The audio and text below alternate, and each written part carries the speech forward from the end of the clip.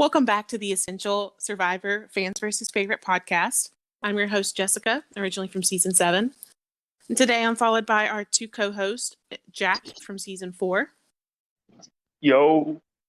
And once again, Alex, who is a spectacular spectator. Heyo.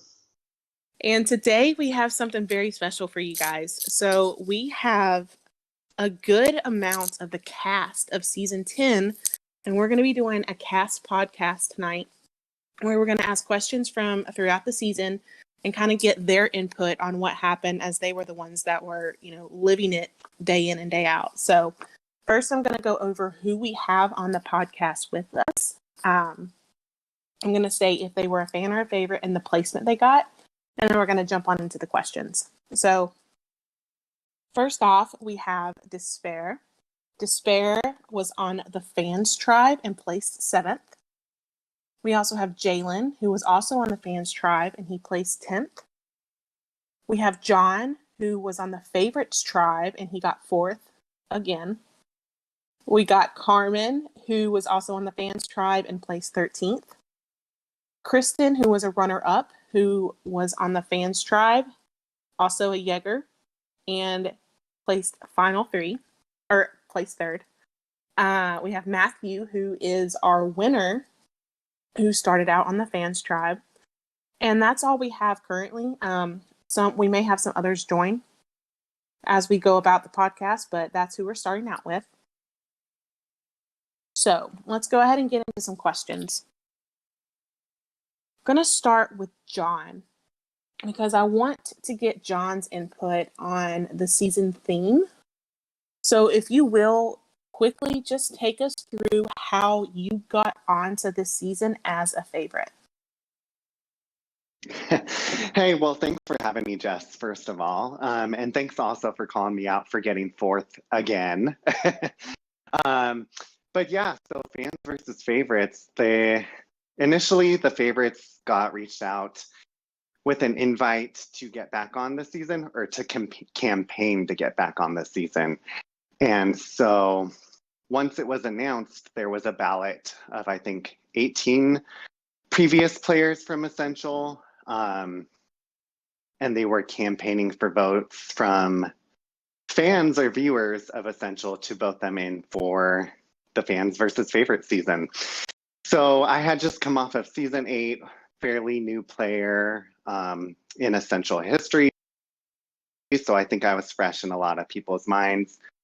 Just really was trying to be active in the viewers lounge, getting to know people. Really tried to play up. I keep getting called the daddy of Essential because I'm one of the older players. So that was really one of my big themes for my campaign. Really, I didn't do anything super crazy. Just am thankful for everyone who voted me and got me a chance to get back on this season, this crazy season. I had a lot of fun. Good. Well, we're glad you were able to come back for this season. I know season 8 didn't necessarily end the way that you wanted it to. So for you to get the second chance as a favorite of this massive community, I'm sure it was a great honor. So you did really well, and I will definitely be coming back to you since you're the only favorite that's on the podcast currently. So moving on to the first couple days of the game. So what were the dynamics on the Fans Tribe like at the beginning of the game? Jalen? Unusually peaceful. The past one I played him was kind of like that too, so I was kind of shocked to get that twice in a row, but I think in general it was just kind of people trying to feel each other out. I noticed that there was 2 kind of sides forming. Obviously I didn't know about Yeg, but in my mind it was kind of that little trouble brewing up under the surface, which turned out to kind of be a both sides thing. And then there was the clear outsiders of Oscar and Oma, even though Oma still felt pretty in the group because we were just so united for the majority of the pre-merge. Yeah, we're going to talk about that unitedness here soon, because that does play a big role in what ultimately ends up happening for the rest of the season. But John, what about the Favorites Tribe? What was going on with the dynamics on that tribe at the beginning of the game? Well, the faves were quite the opposite from the fans tribe. Um, it was fairly chaotic to say the least throughout the pre-merge. We went to tribal every pre-merge tribal except for two of them. And we just really, I feel like we couldn't get a rhythm going in terms of challenges. Also, the fans just had a lot of people that were really good at challenges, specifically live ones. And so we struggled there, but we also really struggled, I think, to form a cohesiveness as a whole tribe. There were lots of different sub alliances, even if you can call them alliances, they didn't all stick firm with each other each vote through the pre-merge. So, definitely didn't mesh with everyone as well as I had hoped to.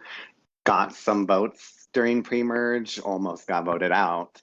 So yeah, it was very different from what I'm hearing was on the fans. It was a lot more chaotic. Yeah, and that was obvious in the gameplay, the challenge performances, the confessionals. It was the complete opposites of the fans being united for pretty much the entire pre-merge versus the favorites just falling apart is something that I don't know how many of y'all actually listened to the preseason podcast, but it's not something we expected to happen. We didn't expect the favorites to fall apart like they did. So to see that was kind of sad in a sense because, we had such high hopes for them, but it was still a great season. So moving on to the joint tribal. So this was the first time that you guys got to interact within the game with both the fans and the favorites. And it was kind of perfect in the sense that the tribe was split 8 fans and 8 favorites at the time of the joint tribal. So as expected, the vote ties between Jalen and Will, 1 fan, 1 favorite. But in the revote, the dynamics drastically changed. So we see Will go almost unanimous in the revote. So Matthew, kind of take us through what happened at the joint tribal and how the fans were able to come out on top. Hello. So I think from the beginning, the fans kind of knew that the favorites would break apart. I mean, I knew the dynamics immediately, and it was a 5-4 vote. So, when you want to start off, they want to stick together for the first vote. But once you got to the revote, there was no way that the favorites would go to Rocks for someone who might not have even voted with them the last time. And I mean, that's what happened. We voted Will, and he then had to scramble and try to get his own side to stick, where the fans were able to stay united from where they were. And it was just an easy vote because Will didn't have the social capital to keep the favorites together. That's about it. Yeah, that sounds like what we witnessed. We kind of called it whenever the tribe was split 8-8, or the vote was split 8-8, and we were like, there's no way that a lot of these favorites are going to go to Rocks for someone like Will. Now, John, as a favorite, I want to hear your side of this. What was your perception during the joint tribal? Yeah, so I mean, I think you all really hit the nail on the head. I mean, just going back to my previous answer, the favorites were not really united, and were a lot more chaotic going into the joint tribal. And I mean, I personally had just come off of receiving 4 votes just a couple rounds before the joint tribal. And Will was one of those people that voted for me. So in my mind, on the revote, I'm not going to go to Rocks for someone who I know has already voted for me and is probably going to vote for me again. And I know in Will talking to me and Allison had even admitted himself that if it were Allison or I that were in the tiebreaker, that he would not go to Rocks for us. So it just really felt like, why am I going to go to Rocks for somebody who is against me? Um, and yeah, the favorites just didn't have the cohesiveness that the fans had. So in Well, I my want to mind, tack on to that just a minute. Mhm. Were you able to see the fans as a unified tribe at the joint tribal? Like, did you have any idea to the extent of how unified they really were? Yes, I did. So, of course, before the tiebreaker, we weren't 100% sure, or at least I wasn't 100% sure who they were going to vote for. Um, Eventually, I knew that throwing, I think it was Arya's name out there. Um, and had figured, whichever name they were throwing out wasn't who they were actually going to vote. But anyways, my point is before knowing who they were actually voting, we did try to work to see if there were any cracks on the fence.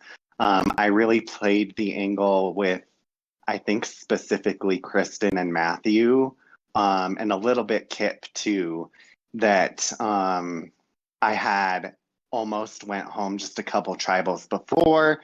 I was really feeling on the bottom with my tribe, and I was trying to see if I could get any information from them, see if they would think that I'd be willing to vote with them during the joint tribal and give me any info. And they just really were not budging. They were talking to me, but they weren't giving me anything really concrete.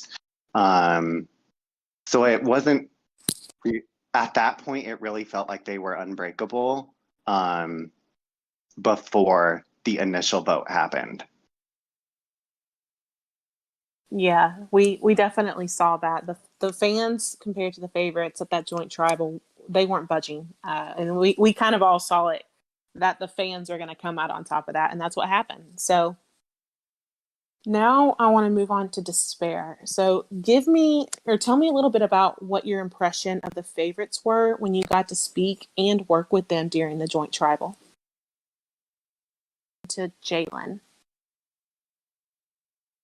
So it was a little weird for me because that kind of started the period. It was literally like final 16 when the joint tribal was announced to like the first merge vote where I was kind of like out of it socially, and that was okay-ish for the joint tribal because I knew I had my whole tribe backing me, but it really came to bite me in the ass more so at the merge. But in terms of my talks, I didn't really get much. Like you said, we weren't, or like John said, we weren't really giving much. So like it was kind of like if I'm not giving you much, you're not going to get much. And in addition, I wasn't having like full conversations with the favorites. So I was so busy trying to like move and like get everything ready. So I didn't really have any impressions. And I kind of spoke on that because I was like, I think in my confessional, I said one round, I was like, I kind of came out of that in a better position because of that. And I think I could have capitalized on it if I like had a better merge round, but it is what it is.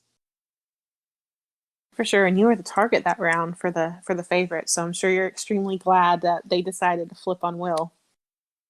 Very. I was sort of expecting it because I knew I wasn't talking to people at the level I should have been, but like there wasn't much I could do about it. And I wasn't going to ask to have the idol played on me and then have people thinking that I'm like super paranoid or something like that, even though I was pretty sure that I would be an easy target since they could figure I might be on the bottom since I might be like inactive in their minds or whatever, even though I was like very active in the first 4 rounds. So I wasn't shocked. All that matters is that you survived. So now getting into the good stuff. So, all right, Kristen, you had to know that this was coming. One of the main storylines all season was Yeg.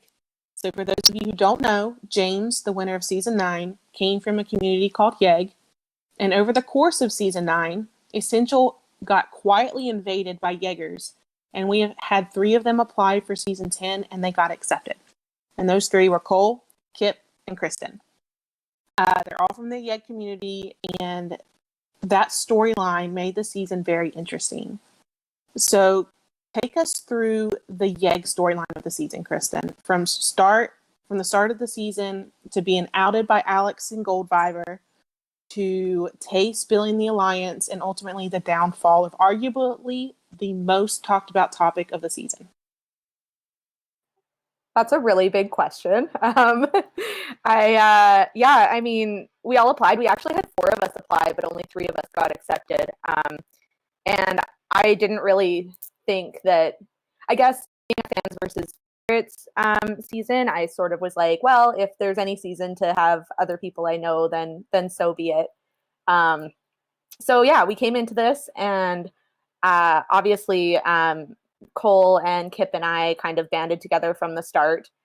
They're both people that I have played with before, but they weren't my closest allies, and I did vote them both out in the past. So there was a little bit of loyalty there, but not hardcore. I mean, I feel like I might have gone to the end with them, but I also feel like around Final 7, we would have been looking around nervously and trying to figure out what we were going to do about each other. So yeah, anyways, we came in right off the bat and kind of got together, and we're sharing a lot of information. So that meant that really we had a lot of information about what was going on every side of the tribe from the start. And as you all know, Kip was running around making like 37 alliances, so he obviously had kind of a little bit of information on everyone, and all of that made it back to I think both me and Cole, but pretty much definitely me. So yeah, we kind of tried to fly under the radar at the beginning. We were worried that people might realize or figure out somehow that we knew each other, just given that Cole and I live in the same province, and a couple other things. So that was definitely a concern coming in. We were worried people would connect it. And ultimately, the worst thing happened when our other friend, who didn't get accepted for this season, got accepted to Goldviver. And so I went over there to see what was going on, and I saw people talking about Yeg in the viewers lounge there. So I knew that had happened like a week before, or maybe more. I can't remember.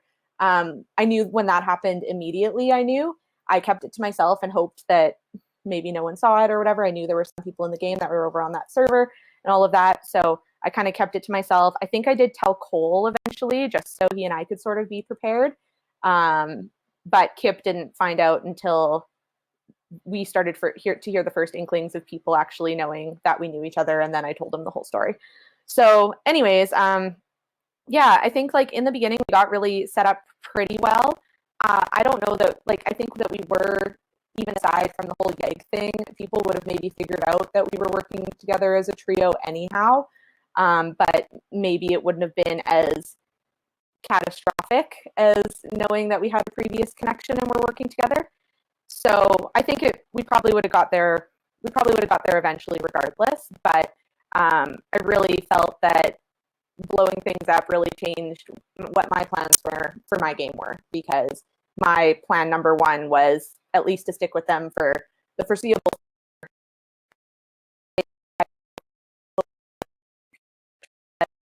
We start to get suspicious of each other.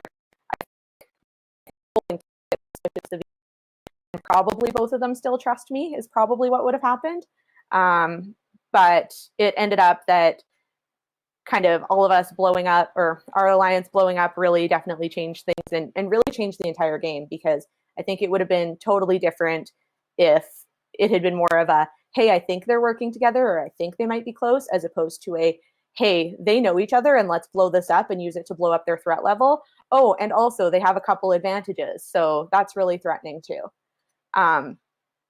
Yeah, so I don't know. I think definitely the game could have gone a little differently if we'd been able to fly under the radar just a little bit longer. But the way it worked out for me meant that I really had to scramble after they were both gone and figure out what I was going to do next and whether I still had a shot to make it to the end.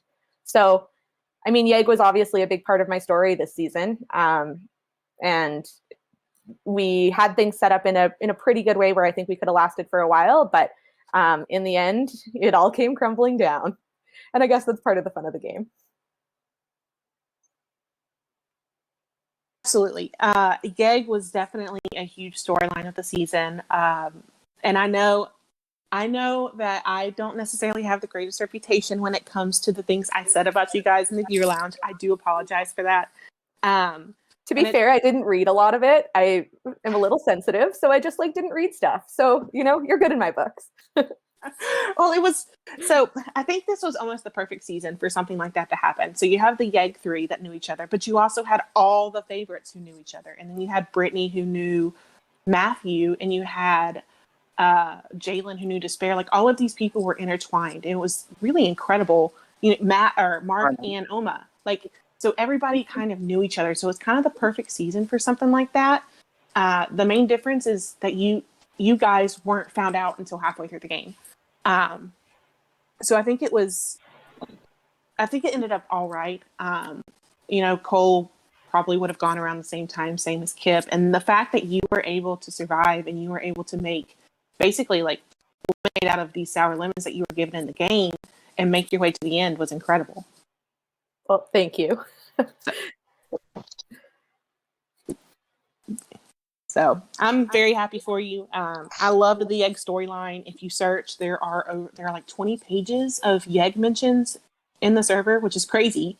It actually it really does blow my mind. It really does blow my mind how big that was, because it was a season where lots of people knew each other or had connections or whatever. So it's funny that ours was the one that really got blown up. And I think that's partially the way that it happened as well. So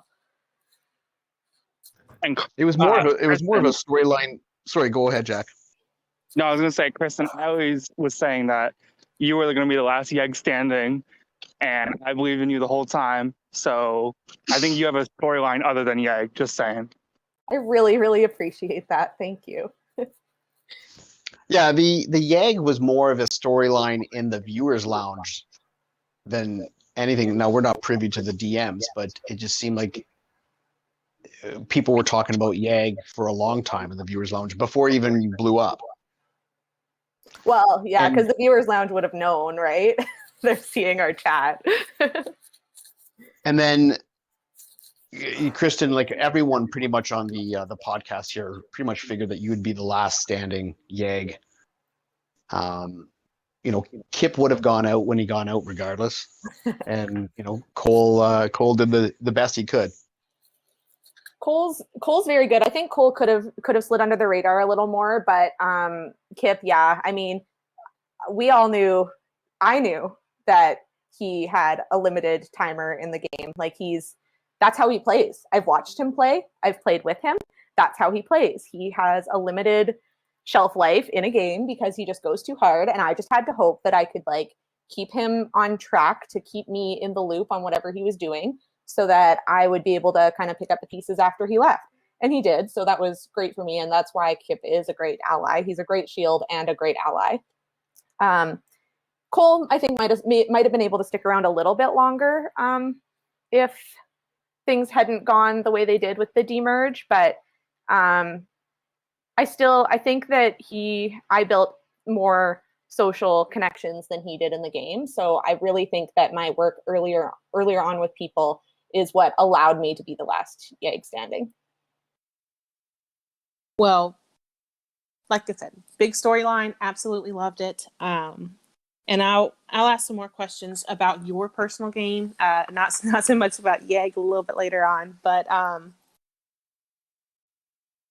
so next we're at the merge, and something that hasn't happened in Essential for a few seasons, which is the merge starting in double digits, happens this season.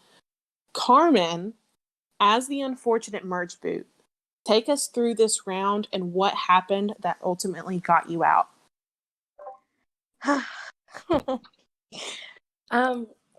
This boot kind of blew my mind. But on the day that it happened, I actually knew that it was happening. You've probably heard me talk about this before. I talked about my gut. My gut is never wrong. And at some point I was sitting there and I was like, damn, I'm gonna need the idol. But I was like, I don't think Cole is gonna give it to me. And I also didn't know exactly what was going on. So I guess I won't say mess up, because I don't believe that I've made any wrong moves in this game besides Jalen and I mixing up what information about our personal lives that we told people. and Mark essentially finding out about it, which I also knew that that had happened, but nobody ever said anything. So I'm like, are they gonna speak on it? Is it a problem or what?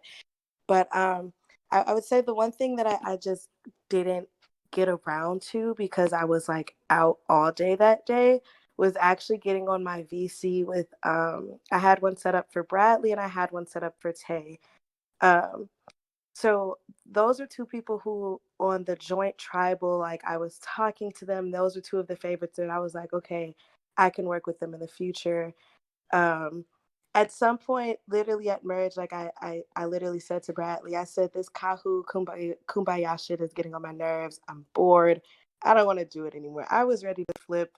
And so I'm not surprised that anybody else was. Um, but I had a lot of information on the people in my tribe, and I don't think they knew that I had all the information that I had. So, like, obviously, everybody knew that Cole had the idol. Um, I knew about pretty much every single one of Kip's alliances. I didn't know the specifics of Yeg, but I did know how close Kip was with Cole and how close Cole was with Kristen. So I kind of put that trio together. I knew where most of like Matthew's alliances lied or whatever, and I was gonna tell like Bradley and Tay that was gonna be like my exchange of information. And I believe that like if I actually had gotten if I was actually able to talk to them, because I don't like to give too much information just through DM messages. I like to VC and like talk about it. Um, and I think that if I was actually able to get that information to them, then I would have been able to pull my numbers while Matt was pulling his numbers, because there were still people on our tribe who didn't want to vote me out. Well, according to them, didn't want to vote me out, but didn't want to be on the wrong side of a vote, which is obviously understandable at that point in time. So I think that that was like the main thing that I could have gone differently for me that round had I just been able to actually speak to them and tell them what I know. Then like they're always saying like, "Oh, Carmen, you fish so much," and I'm like, both of them came to me with information. Like Bradley immediately came to me like, "Oh, here's exactly what happened in our last votes, and here's where those alliances are," and da da da da. And I ask questions because I'm a curious kitty. I don't know what you want from me. Um, and so like they'll say I was fishing, and I'm like, "No, I just like you're telling me stuff, so I'm asking questions and I'm information or whatever. I just don't like to do it over DM." But obviously they weren't ready to like trust that or whatever, which makes a lot of sense. But um, I mean, at that point, by the time I knew that like I was going out, there was honestly nothing else that I could do with that. Like I couldn't talk to Bradley. I think he was at school or something, and like it was just a done deal. So I would say just like actually communicating the things like I wanted to tell people, um, and just being, I guess, more meticulous about the way I went about that could have saved me a lot, and honestly could have given me like a lot of power over the game. And I think it would look a lot differently. Like anybody can dispute me on that, but I promise you I would have had so much power over the game instead of going out 13th. Hey, it's nothing wrong with going out 13th. I know that you didn't necessarily get the placement you wanted, but that's what second chance seasons are for. But you did amazing. It's just that this season I really felt like I didn't get to showcase like what I'm capable of, especially with all of the like unity throughout Kahu throughout the whole time, and then I get to merge and it's like, damn, I didn't even get to do shit. But yeah, that is what second chances are for. And look, I'm here for that. Give me my second chance. You still did amazing, and we're glad you played, even though you didn't get the result you wanted. But thanks for joining us on the podcast. There may be a couple more questions for you, so don't go anywhere yet. So now that we're at the merge, things are starting to get a little bit more interesting with both tribes kind of intermingling a little bit. So as you know, there are no swaps in this game. The original tribe members or the original tribe numbers actually meant a lot going into this merge. The favorites were down 5-8 compared to the fans once the merge hit. So on paper, this looks kind of hopeless for the favorites. However, we will see 4 out of 5 of the next tribals where fans will get voted out. Despair. What happened at the beginning of the merge? How did the fans go from having an overwhelming majority to being even with the favorites by final 8? Is there a fan that would like to speak up to Hello? this? Hello? Oh, finally. Despair, welcome. Oh, hi. So could you repeat the question? Absolutely. So at the merge, the fans and the favorite numbers of their original tribes were 5 favorites compared to 8 fans. On paper, this looks hopeless for the favorites. However, we will see 4 out of the next 5 tribals where fans are voted out. What's happening at the beginning of the merge, and how did the fans go from having an overwhelming majority to being even with the favorite? Okay, excuse me. I'm not the best with words. So basically how I viewed the merge in the beginning part of the merge was basically like, it was more of so like, who should I keep around long term? Who should I? It wasn't really like tribe lines because like in most of my experiences with like orgs and speeds, usually like with no swap, there's like less chance to get to know the other tribe. So there's typically like pagongings or like just eliminating the other people. But like when I came into the merge, I was like, okay, I'm just gonna get to know people and work my way from there. And I feel like a lot of the other people had like the same idea of like, okay, I'm just gonna work with these people. It doesn't matter which tribe they're on. It's just a matter of who should I get the end with and who can I work with well. That's how I like viewed the situation at that point. So would you say that you saw more opportunity with the favorites than you did the fans? I personally don't always like to root for the underdog and like the stories and like the sports teams and stuff. So like I feel like I was like more willing to work with the favorites because they were the quote unquote underdogs at that point. So like I hate like basic seasons where like there's pagonging and like boring, you know who's going next. So I always like to have a little fun with it. It certainly was fun. It easily could have been a pagonging, with 8 people from the original tribe making the merge together. So as someone who was watching the season very closely, I, for one, appreciate that because we actually got a very entertaining season. Without the pagonging, we got to see some flips. And it was just an overall interesting merge round for the most part. So thank you. So John, I want to come back to you. John, how did it feel that you were on the bottom of this 8-5 minority, and then some of those people in the 5 of them had voted you out? So what were your thoughts about, should you flip to the fans who have a clear majority, or should you try to stick favorites strong? Well, so that's a little bit of both. So right before the merge, the whole Allison vote had happened. And up until then, I thought that we were going to be going, well, we didn't know it was merge at that point, but thought that we were going to be going into the next round with the strong alliance of 5 that I thought I had. I thought we were all voting out Arya. And then, so the whole Allison blindside really just shifted my perspective of where my position was with the faves. I had really trusted Bradley and Tay up until then, and love you both. But after that vote, I just had a very, very hard time trusting them. And I remember both Brittany and I cheering and celebrating when we found out that merge was next because we felt that we were going to be the next 2 to go after Allison left. So very much went into the merge looking to flip to the fans. I told Brittany, I'm like, we need to talk to the fans right now.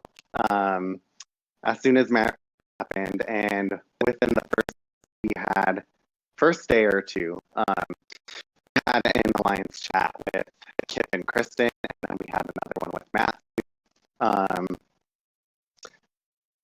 And of course, that Brittany and Matt at this point, so just very much looking to stick Brittany doing what we needed to do to get to the end. So we got in tight with the fans, and still at the same time with the first vote, did recognize that those numbers were very lopsided. And so felt also had a lot of fans coming up to us saying that they were not wanting to play fans versus favorites. They wanted to make moves and do what was best for their games. So figured why not take advantage of getting a fan out at least the first round or two, just to make sure that we even numbers out a little bit. But we just were not fave strong going into the merge, and it was never going to stick that way. Thank you for covering for me, Jack, and for answering that, John. Which is right along the lines that I was going to ask you anyways. That worked out perfectly. We're getting to single digits, but before we do, I want to go over to Mr. Bradley since he decided to join us. Bradley got out 12th and was the one favorite that went in the 5 tribals before things got evened up. So Bradley, I want you to take us through the beginning of the merge for you. What was that like, since the favorites had such an underwhelming, or were so overwhelmingly outnumbered at the beginning of the merge? From which point? Like just the pre-merge only? Like going from the pre-merge into the merge. So I was with like Allison and What was that John. like for you? I was with Allison and John early on, but I was also with like Tay, and we kind of just like picked off like the Gen 1 alliance as soon as he flipped. That was like the perfect thing for us going forward. And then I knew at the final 14, that's when I knew we needed like immunity, because that's when I knew I had to make a choice between Tay and like Arya or John and Allison. I didn't know Brittany was like really with them, with like John and Allison, as much as she was. So I kind of made the choice. I was thinking that like he had I thought Arya had an idol because I was loyal to the five that voted off all the rest of the Gen 1s. So I thought that, that they were going to be honest with me, but no one was honest. So I flipped thinking that, bro, I'm not even, okay, I'm going to continue going. Thinking that, like, that she had the idol, thinking that if I flipped, we had power too. It was just, it was a mess. I just want to know, so this was your second chance because you also played in season 8, I believe, correct? Yeah. And season 8, you got 13th, and then this season you got 12th. So what is your experience when it comes to Essential? Would you play again if you were asked? Oh, for sure, but I don't want to wait till like everybody else gets like a second chance, kind of like what Enrique did. Like, I want to wait for everyone else to play. Maybe like get people who want their another shot to play again, because I've already had my second shot. I think it's time to give other people time to play, and I'll just go over like other orgs and spectate, and then I'll play again. Okay, that's fair. Do you have anything more to add about the merge game before your untimely boot? Oh yeah. So going into the merge, came in arrogant once again. I thought like the favorites were not going to do anything. I didn't think they were actually going to flip. I thought I had them under my control. I think the whole season that was the problem. I thought I had everybody on lock. I didn't do that. I wasn't like that. I was like thinking everybody is going to be loyal to me, kind of like what they did to Matthew. I thought I was like the Matthew of the game when I really wasn't. I was just the guy pretending to be that. So when I went out, I was shocked. Well, yeah, Jack, of course. I didn't think they were going to be so mad. I didn't think they were going to be so mad at me. I had that charm, the Playboy charm for real. Wow. Tell me how you fucked up. Oh, okay. Voting you. Well, I didn't want to piss off John and like Brittany, so I let them take control of the decision. Even though I didn't want to vote out Carmen, I had to. because I thought they would have trusted me. I didn't piss them off, I don't think, the second time. I think that time I allowed them to take power with the vote. But, it was too late. The damage was done. They were already mad at me, so I just had to do what they wanted. And then the next round, I was close to getting a blindside on Brittany to Cole. I was trying to get it to him, but it was like 10 minutes before deadline that I was like writing paragraphs. I didn't even know what I was writing. I was just spamming paragraphs to everybody in the game, saying you should keep me in the game for something. And yeah, that didn't work at all because I still went out, and I went home almost near unanimous. Honestly, you talked about them to me. I mean, managing the game. I was thinking I controlled everything. So I'm thinking that I'm Matthew. So, I thought I had them on locks and they wouldn't do anything to me. So I got a little too confident, but next time that won't happen. Hey, it's all a learning experience, and we absolutely loved having you on again. It was very entertaining, and I hope you learned something from this for your next game. Now I'm not gonna get into the argument I've made before with this demerge twist, but Matthew, after the demerge twist, we really start to see you becoming this massive force in the game.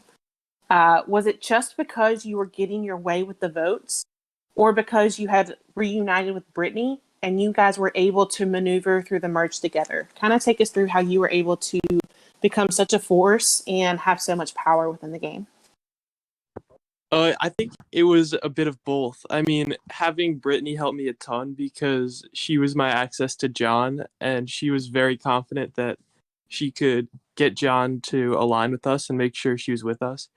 But then, I was getting my way strategically with getting Tay out, with getting Despair out, where there were people who I didn't feel close with nearly as much as everyone else in the game.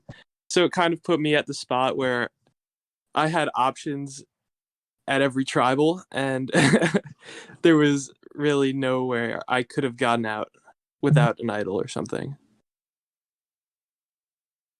Oh, absolutely. The way that you maneuvered the mid-merge to the end of the game was amazing. You and Brittany both. You guys were a clear unit, and you even had Kristen on. So basically, you had Brittany on one side, you had Kristen on the other. So you were surrounded in a way where you were virtually untouchable. You played a game that most people always strive to play, but can never really pull it off. So kudos to you for sure. Thank you so much. It was very hard. I'm sure. So sticking with the demerge, let's go to Despair. What are your thoughts on the demerge twist? Were you expecting it? Do you think it had like a lasting impact on the game? Okay, so I predicted it at final 12. I was like, oh, there's gonna be a demerge, but then it was the auction, or was that at 13? I don't remember. But anyway, I thought it was but then when it came, I was like, oh, so we're gonna actually do this. So that was kind of fun. So basically, my tribe was, I think, actually, I don't remember at this point. But I knew Jalen was there, and me and Jalen, no offense, but we did not get along that season. And so I was gunning for him because I knew moving forward I wasn't gonna be able to work with him because he basically shut me off at that point. So I was kind of trying to, and this was the first thing that actually worked for me in terms of gameplay, because every move I tried to make was either failed or didn't get pushed out. So I saved Tay by convincing Kristen to play their extra vote, I think. And I made it a 3-2-1 because I knew going in that it was going to be we're splitting the votes. Me, John, and Kristen. We're splitting the votes with Kristen's extra vote. So I knew moving forward I wanted Tay around more than Jalen. So I decided to tell Tay, you're going to be targeted. So I would place your vote on Jalen. That way you're safe. I feel it was an up for me, and moving forward, I think it didn't have much impact on the overall game as a whole, because as I read or watched some of the podcasts, it was kind of like it wasn't like big players getting taken out by this measly twist, as people were kind of like lower on the tier with like in the power structure. So like it wasn't like a big game changing twist, but it still provided opportunities for later game. Absolutely. And if you've listened to, I think it was maybe the third or fourth podcast where we actually talked in depth about the demerge, you'll hear, I'm not a big fan of them, but I think this season it didn't actually have that big of an impact on the game. I think Cole and Jalen were around that time that they were going to get taken out anyway. Now, if it would have been someone like Brittany that got screwed by a demerge twist, I think we could all argue that she would have been, a casualty of the game as opposed to a player. But this season, the demerge twist was okay considering that there were no swaps and it just kind of changed things up. The pagonging from happening, got two fans out really quickly. So all in all, it was a pretty good twist. So I want to go back to Kristen. Now that both of your allies and Kip and Cole are gone, what is your thought process going forward? So you're the last Yegg standing. Everybody kind of has an idea that, you came into this game with two people, and now you're all alone. So what are your thoughts going forward from the final 9 on? So unfortunately, that situation is not new to me. I've done that before, where my closest allies, my clear closest allies that people knew were my closest allies, get taken out, and I have to figure out how to keep myself around. So my biggest concern was whether the target had disappeared enough, or if people would still be not really wanting to work with me just because of all the Yegg drama that had happened, or that they didn't trust me because I wasn't open enough with them about that, or whatever, for whatever reason. So that was my big concern. But basically, the pieces that had been in play before that were me trying to work with, Kip and I working with Matt, me and Kip working with John and Britt.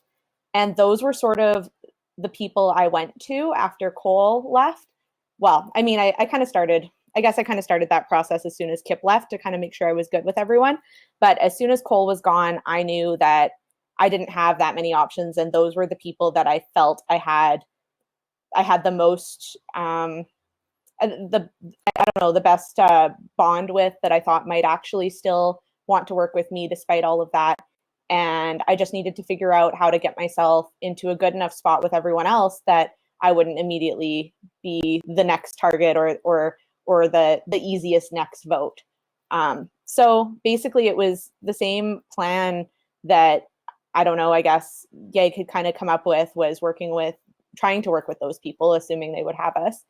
And that was what I ended up following, because they were the people that I felt the best with in the game, that I could trust the most, that I felt had the most intention of hopefully keeping me around.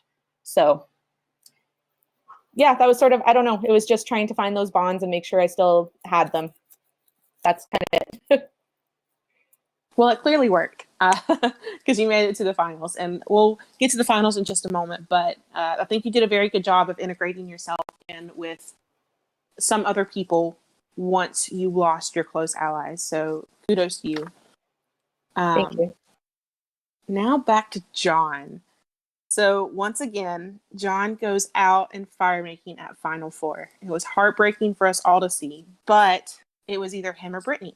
So how was it going against your closest ally to claim a spot at Final Tribal Council? What were your thoughts when you had learned that you had lost and that you were the last member of the jury again? Yeah, so I think, I think this is something that Britt and I both thought as we got closer to the end, that there was a possibility of going to fire making again, which is how we both lost previously. So, I mean, I wasn't focusing too much on it prior, but it was definitely crossing my mind. And when we got there to fire making and I was really hoping I would, if I did go, that it would be up against really anyone but Britt. For a couple reasons. One, because I feel like Brittany was probably going to be the fastest at fire making between the four of us anyway. So she would have been the most difficult to beat. And then, yeah, at that point, I mean, really, since Merge, since Allison left, at least in my eyes, found out at Final Tribal Council, not quite the same in Brittany's eyes, but in my eyes, Brittany was my number one ally throughout the merge. And so going to fire making against her, I was pretty bummed out. Both at the possibility of me going, also, if I didn't go, that would be sending home my number one ally and really closest friend that I still had left in the game. Brittany and I have been together since day one, and even though I may not have considered her my primary alliance initially, I feel like Brittany was always the person that I talked to the most throughout the entire game. So even just really developing that personal bond, it was really hard to go up against her in Final Four fire making. I wish that I had a little more determination than I did. It really seemed like Brittany had a lot of that fire, for lack of a better word, to really try her hardest and overcome what she couldn't her prior season and complete that fire and make it through. And I don't think that I had that same level of competitiveness as she did going into the fire making. So it was let me ask a follow-up question to that. So let's say in an alternate reality or universe, you beat Brittany in fire making, and it's you, Kristen, and Matthew in the final three. Based off what you know now, do you think that you would have had any shot at winning? I do. I feel like I had a different story from Matthew and Kristen. I, was on the chaotic Faves tribe. I had, I think, 10 total votes cast against me throughout the entire game, starting all the way back on round 3.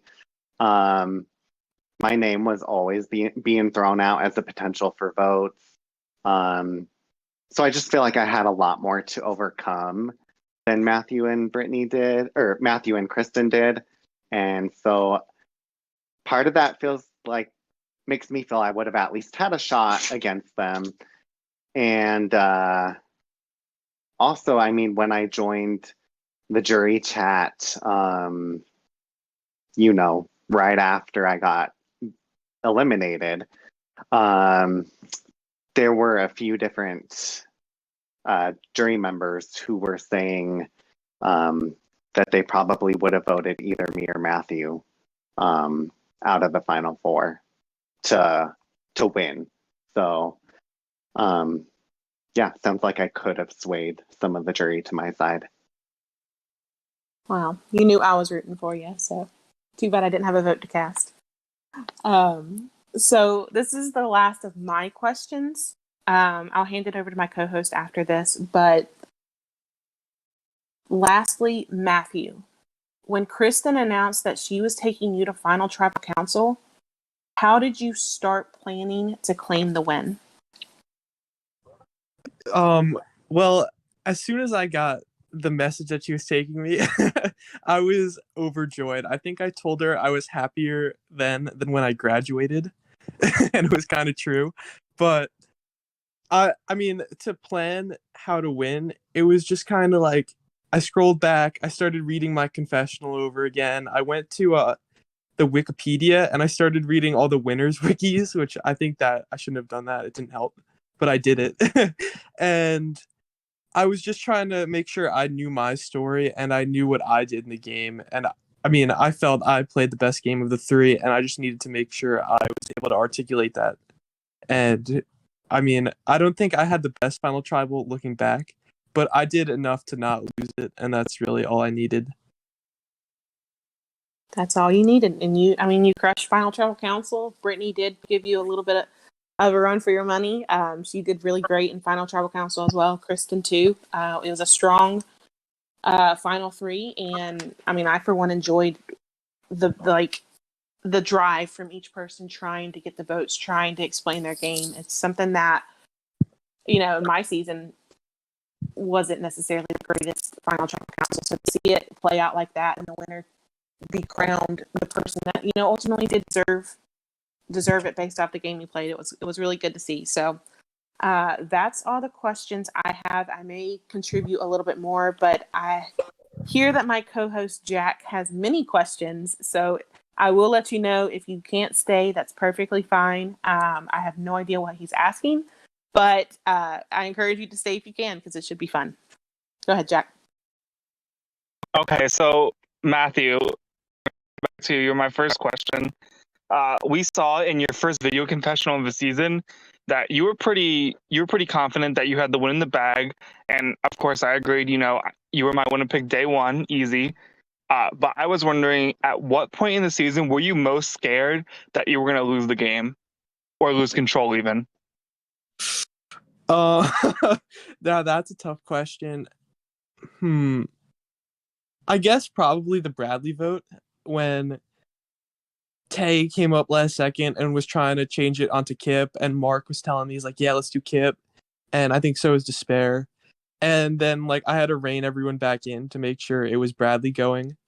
And at that point, I kind of felt it, the game flashed before my eyes, because I knew I needed Bradley out at that point and Kip in, and at least another round. And other than that, I kind of felt like everything went how I wanted it to.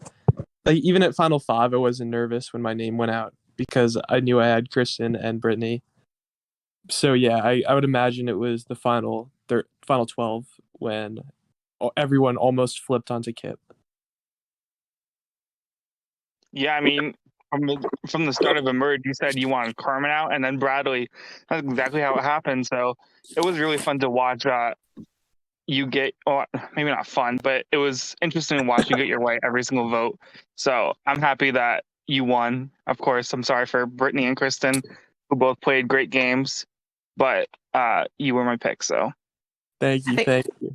I think the word you're looking for, Jack, is impressive. Anyways, Alex, go ahead with your question. This is a question for any of the fans if they want to answer, or all of you. This season, we saw it happen twice where Kip initiated a group search for the tribe idol, and everyone fell into line. It didn't seem like anyone argued, and they all agreed to do a group search and basically share this idol if it was found. Why and how was he able to convince you to do this search, and why did you do it? Okay, Kajamin would like to speak on this. I'm gonna let Jalen go first. Okay, so first of all, I was not online for that for either of the searches actually, because the second one was when I was kind of checked out of the game and I had been out for the night because I've been up all day, and the first one I had gotten on I think 10 minutes after they started it, so I literally had no type of. I came into the search going on pretty much the plans being made, and that was me trying to bend it towards me and Carmen. Of course, you see, it didn't work out that well, and people were onto it because of Yeg, which I couldn't really do much about. But I had to make the best of a shitty situation, and I did not want to do that search. I've been saying to Carmen and Matt and Kip that if we were going to get that idol, I wanted it to be us coordinating a search with only us and sneaking it out from everybody else, which could have happened, but it went down like that the first time, and I think the second time it was we already did this all once, and we kind of trust each other with it. So I think it was just the easiest thing for us to do, since we all kind of wanted the idol, but we didn't want to have it be shady, since we already had made it an open thing the first time. Right, and so on my end, if I remember correct, Kip did not initiate that. I did a lot of things that I'm sorry, a lot of things that Kip so-called did. I was the one who actually did it and let Kip lead the charge because I felt like Kip wanted to be the leader and the head honcho type dude. And so I was like, okay, yeah, we're going to let you be the leader. We're going to let you be the head honcho. So Kip and I talked about it and brought it to the little 4 of us alliance with me, Kip, Matthew, and Jalen. And we wanted to figure out a way that we could non-suspiciously have us search the places that we thought it was the most. Yeah, for our search, me and Jalen also did a private search, so we knew where it wasn't. We knew kind of certain places where it wasn't, and we wanted to search the places that we hadn't looked before when we did the mass search. And like Jalen said, like, it didn't work out exactly well, and I didn't know how to do that shit. Like, how the fuck do you secretly make yourself right? How do you secretly publicly make yourself look in the right places? But that was not Kip's idea. That was my idea. That I kind of put as his idea, as I did a lot, and yeah. It was really messy, but it also worked out pretty well that we didn't end up having it because especially come merge, that became vital information that I was actually ready to use when I flipped. And Jalen did. And so, yeah, that's what I have to say on that. I'll just say that I'll back Carmen up and say that Kip even came to our YEG chat saying that it was Carmen's idea, and that their group was trying to coordinate it so that they could search certain areas. And Kip and I actually searched everywhere except for campsite and shelter on the first day, I think, between the 2 of us. So we knew that it wasn't there, and we knew our YEG alliance wanted to get ourselves assigned to the campsite and shelter, as did I think everyone else who had done any searching at all. And basically Cole and I kept putting like a bunch of a damper on everything that Carmen suggested in order to make it fair, because we're like, we're okay if we'll actually make it random and fair and whatever, but we did not want your group to be able to just walk away with searching the locations that we knew the idol probably was. So yeah, definitely your idea though. I know that, and Kip gave you credit. Yeah, but from the viewer's point of view, it was like a cult mentality. It was something I have never seen before in an org, where everybody on the same tribe just agrees to do a group search for an idol. Like, no, it's an individual immunity idol. You're not supposed to do it together, maybe with a couple of your close allies, but not as a whole tribe.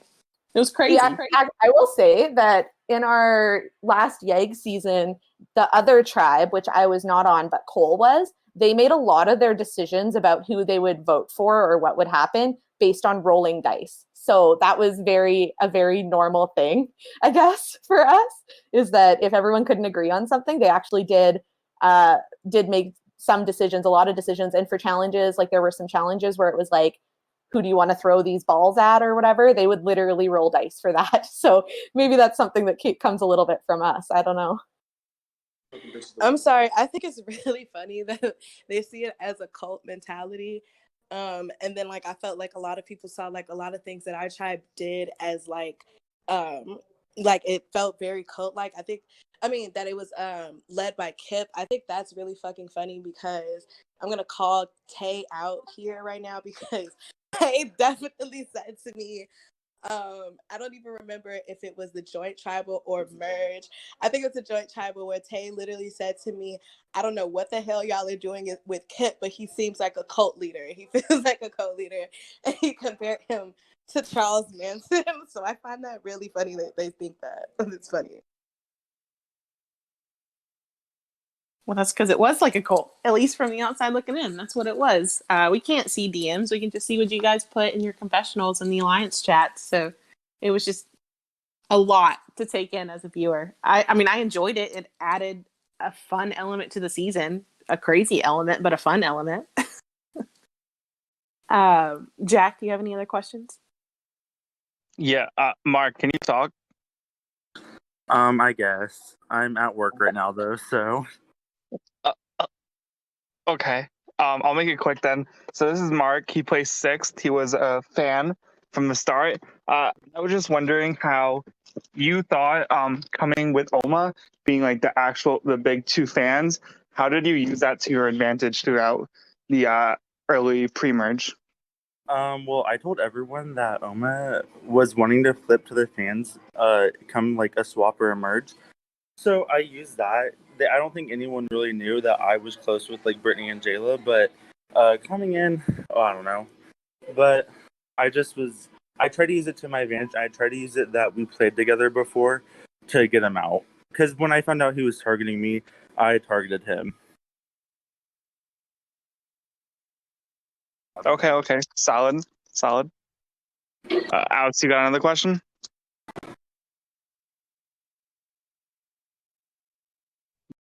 Nope. Okay. My next question is for Despair, if you're here. Yeah. Oh, okay, Despair. I was just wondering because during the pre-merge, you were kind of lacking in your confessionals, and you own up to it. And then when we hit merge, we really see your strategic mind coming out, and you got to seventh place, which is admirable. And I was just wondering if you had made it past seventh, like that one tribal, what would you have done with your strategic mindset for the rest of the game? Oh, that's a tough one because it's like a what if, woulda, shoulda. Like looking back on it now, I would definitely have tried to target Matthew, but like then again, like he was so like no offense, Matthew, you were so well set up. Like you had two people or two or three thinking you're their number one. So like I would have had my eyes on him, but at the same time, I'm mainly focused on like getting there to the end. Like I need to like preserve myself first and then focus on getting the other people out, maybe win immunity for once.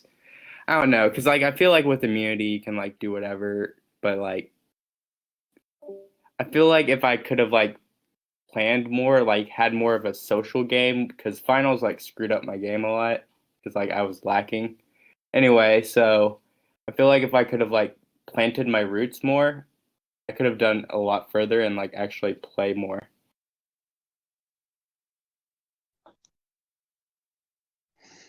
I got a question for Matthew. Matthew, this is your fifth win, is it now in a row in orgs? It's my fourth. Fourth win. So how does winning Essential fan versus favorites match up to your other three wins? Now,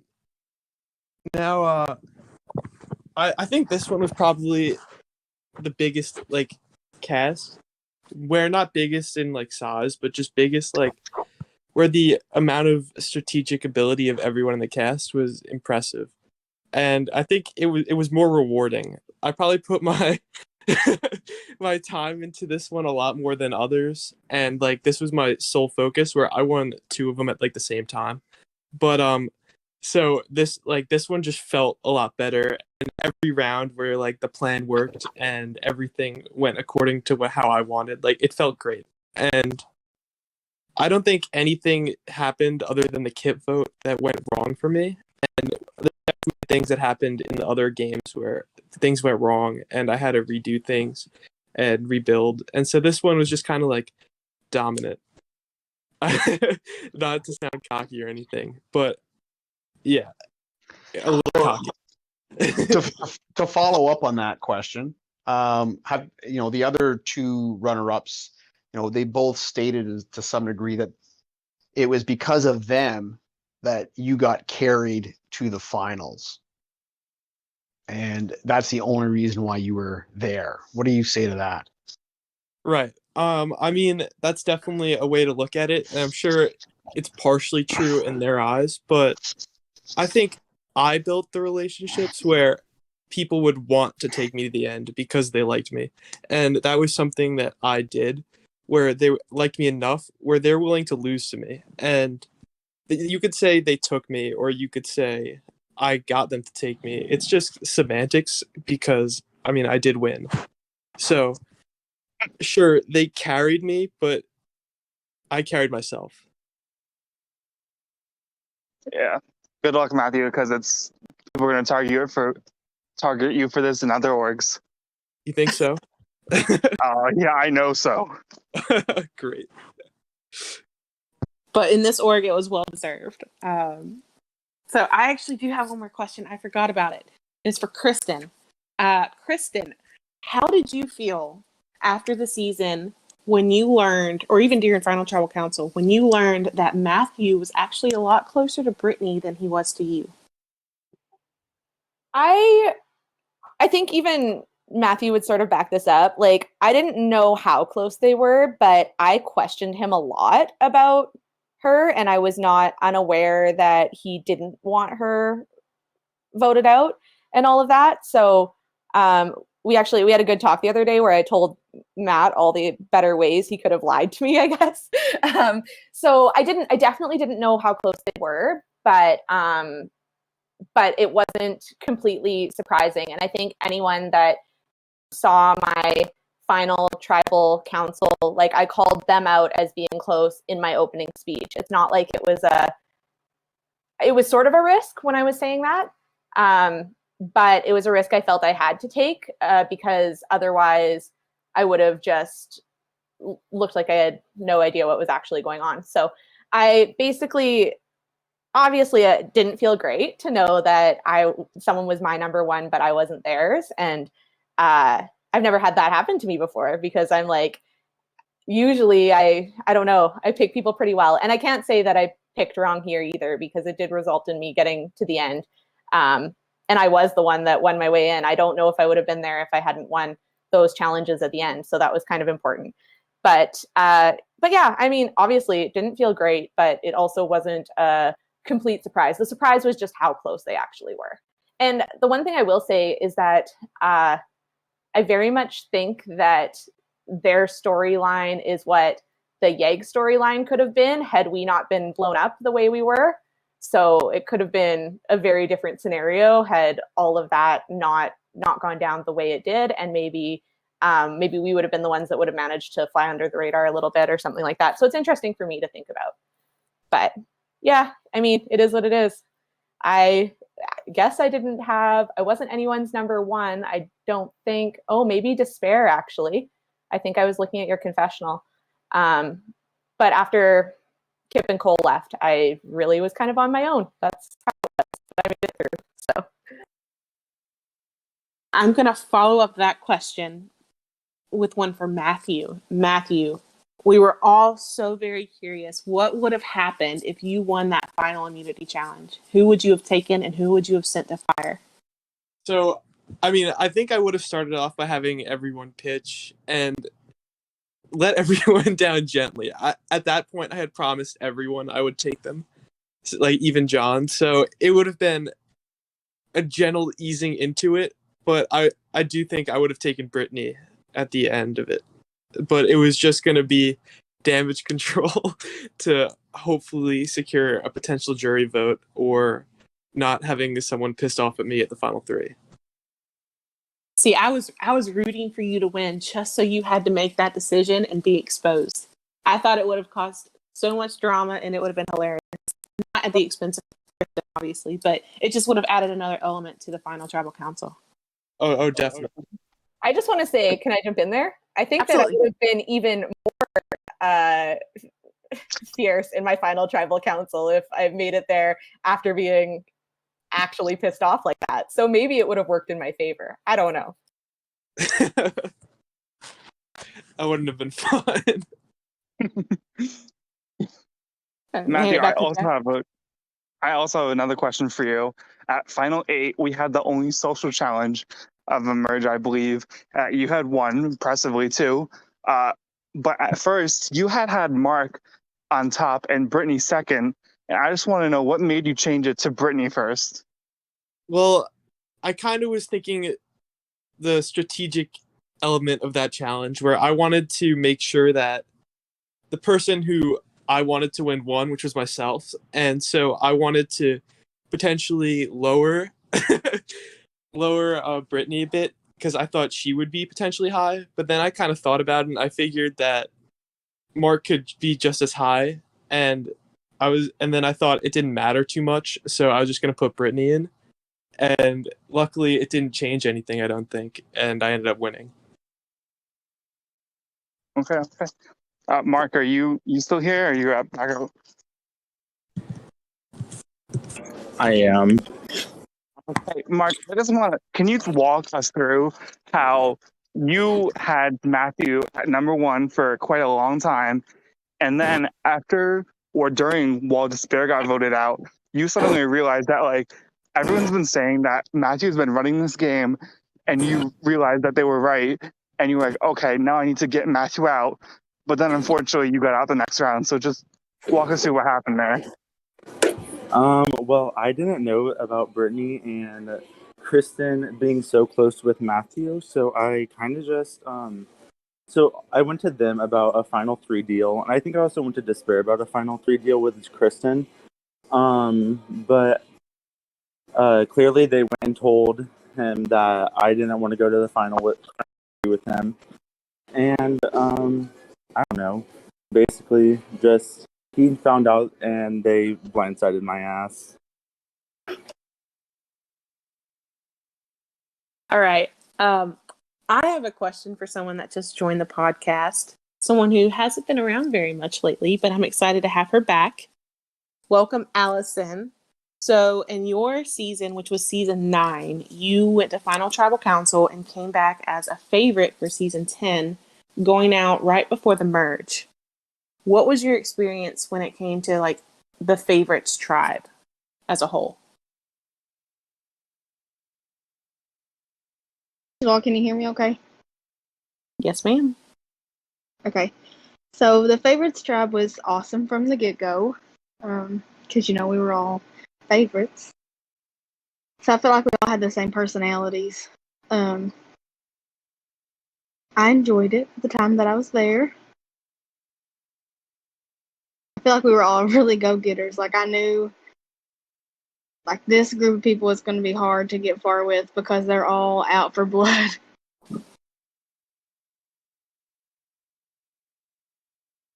Well, we have an audience question for Allison, John, and Bradley, if they're all three still on here. So what was the most difficult part of the pre-merge, and who was the most annoying player to deal with during the pre-merge? Don't everybody answer all at once. John, Bradley, Allison. I'm sorry, could you repeat the question? Yes. What was the most difficult part of the pre-merge, so the favorites tribe, and who was the most annoying player to deal with on that tribe? Okay, well, I'll go first. Honestly, I was kind of annoyed with multiple favorites at different points throughout the pre-merge. Was annoyed with Will, having just come off with him voting for me, and then the whole joint tribal thing, which I explained earlier. But really, I want to say the one and one round where I felt most annoyed. Well, there's two. There were a lot. But the two biggest ones were the B vote, not because it was hard getting people to vote B out, but B was just going around calling people out and sending me these long, huge paragraph messages about how I was lying about voting for her. And as she got voted out, left this big old paragraph calling a bunch of people out. I think specifically she was calling me, Allison, and Brittany out. So that was a very annoying round for me. And then, the whole Allison vote, because we thought Bradley had been with us that whole time, and for him to flop and vote Allison just really shocked and angered and confused us. So that was another big one for me. I agree with everything he said. The B vote was really hard because, like, it wasn't really like, oh my gosh, we want her gone. It was just like, that's who we're voting. And then it turned into this big dramatic thing. It didn't have to be, and I don't really like drama. contrary to your beliefs. No idea what you're talking about. Bradley, do you want to contribute, or are you good with what John and Allison have said?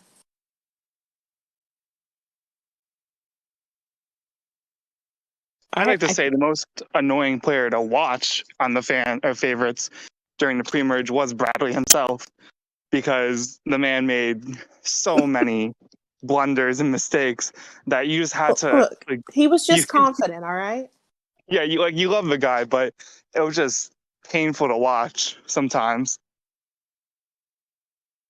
So we've already kept you guys for an hour and a half. I really appreciate your patience with us. This has been a lot of fun. We're not done just yet. We do have some black market awards we're going to do, since CK is not one for doing a lot of game awards. Jack and I decided that we're going to do our own. So I'm going to let Jack start off with the first award, which I believe, are we starting with Player of the Season? Yes, sir, or ma'am in this case. So, player of the season, everyone knows, is the person who's played the best game, well-rounded, and we think that either should have won or deserved the win. And I know some orgs only do the non-winners, but here we have some nominees: John, Aria, Matthew, and Kristen, and Brittany. But I think it's pretty obvious that the award for the player of the season goes to Matthew. He played an amazing social game. He did okay physically, and he played very well strategically too, positioning himself well in the tribe. So that's a very well-deserved award. Round of applause. All And right. next is Hero, Jessica, right? Yes, I'm going to do Hero of the Season. So there's been a lot of talk around the viewer lounge lately on what a hero actually is. And for me, a hero is somebody that just has a rootable game style. Like they're always maybe handed not the best like cards when it comes to the game, but they're still able to make something out of it and do something with the cards they're given. So for me, that person easily this season was Kristen. She was handed a lot of not good things with the whole Yeg situation. She was able to build back up and get in with Matthew to the point where, it helped get her to the end. She may not have got the results she wanted, but she was still extremely rootable the entire season. So congratulations, Kristen. God, thank you. So next up is Villain, and my personal favorite award is the Villain, because who doesn't love a good villain, right? So we had two top contenders. One is Kip, of course. Kip was very chaotic in his gameplay and his confessionals, and he was amazing to watch, and he won fair and favorite. And then the other was Tay, who flipped multiple times and gave multiple people burns. So the Villain of the season is going to go to Tay. Good job, Tay, even though he's probably asleep in Lebanon. But, flipping on everyone and just generally just not giving a fuck about his gameplay and who he burned. It was just very fun to watch and very villainous, in my opinion. And next up is going to be the Jessica's favorite. I hate you so much. So next, this award is one that has actually already been given out, but I'm just going to talk a little bit about it, and that is the Fan Favorite Award. So the Fan Favorite Award was voted on by the people in the lounge, and it goes to the person, that we were watching the entire season and couldn't wait to see what they were up to, what new alliance chats they had come up with, what other Harry Potter themed alliances they were going to create that day. So with that being said, I'm sure you all know it, but it is Kip, who is our fan favorite for the season. He may have got 11th, but oh my goodness, was he so much fun to watch. He is the player that we love to hate. So that is fan favorite. Next, we're going back to Jack with the next award, which is My favorite, correct? I think so, yeah. So my favorite player of the season, the person I personally enjoyed watching the most, and just like ran to the confessionals to watch. I have some nominees. Matthew, day one, like I said, he was my winner pick. He was just great to watch. His video confessionals were good. Tay, provided he basically saved the entire pre-merge, which was getting kind of boring until he flipped. And then Kristen, who I really saw as someone who had a lot of potential in the cast and could have really done some damage, I think, at the end. But it's hard because all three of you were great. But my personal favorite, I think, was Tay at the end of the day. My apologies, Matthew and Kristen. But I just loved watching him. And I think one time he told someone to shut up, or he just was very blunt in DMs, and that was just funny to watch because he got 8 out of 20, and it was pretty a cool guy, right, to watch. So Jessica's favorite is up next, right? yes.